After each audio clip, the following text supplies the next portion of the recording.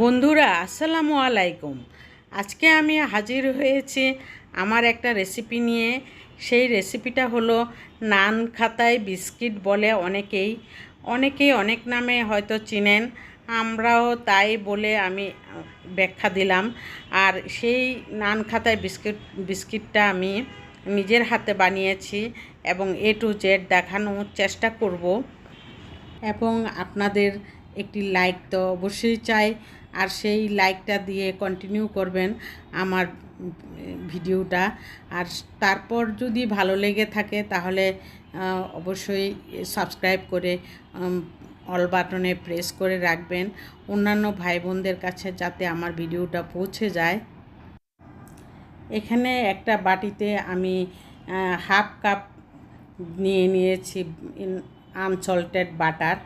Unsalted বাটারের মধ্যে নান খাতায় biscuit বানাতে হলে একটু মিষ্টি বেশি দিতে হয়। সেখানে আমি হাফ কাপের উপরে আমি আইসিং সুগার নিয়েছি। আইসিং সুগারটা দেওয়ার পর আমি এখানে একটা ডিমও দিয়ে দিয়েছি। আর বিস্কিট বানানোর ক্ষেত্রে ডিমটা দিলে একটু মচমচে ভাব হয়, সেজন্যই ডিমটা দিতে হয়। আর ডিম না দিলে কিন্তু আপনার সমস্যা নাই, কিন্তু ডিমটা দিলে আরও ভালো হয়। বিস্কিটের খেতে খুব মচমচে ভাবটা থেকে যায়, আর না হয় একটু মচমচে ভাবটা কম থাকে।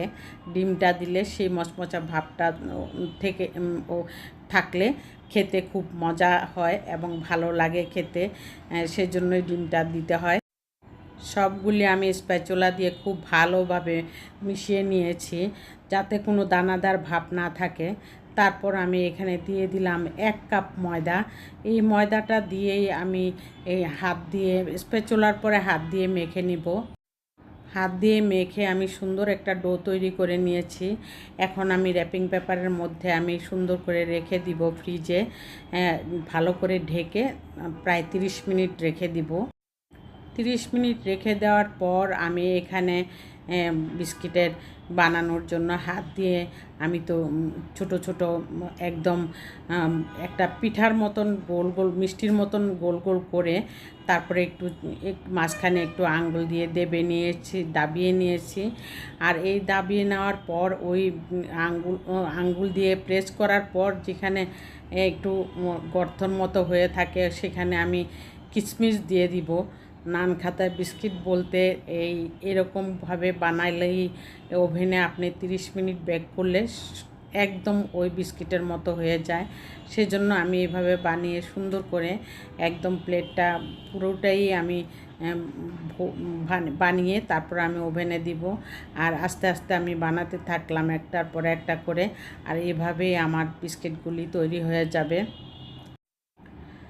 তারপর আমি ওই প্লেটটা বেশি ছড়ানো ছিল, সেজন্য আমি একটু ছোট প্লেটের মধ্যে নিয়েছি যাতে বিস্কিটগুলি সুন্দরভাবে সেটিং হয়। সেজন্যই আমি কিশমিশগুলি দিয়ে আমি রেডি করে নিয়েছি। এখন ফ্রিজে রাখবো প্রায় 10 থেকে 15 মিনিট। ফ্রিজে রাখার পর আমি ওভেনে বানিয়ে আমি ফ্রিজে রেখেছিলাম, তারপরে এখন ওভেনে দিচ্ছি।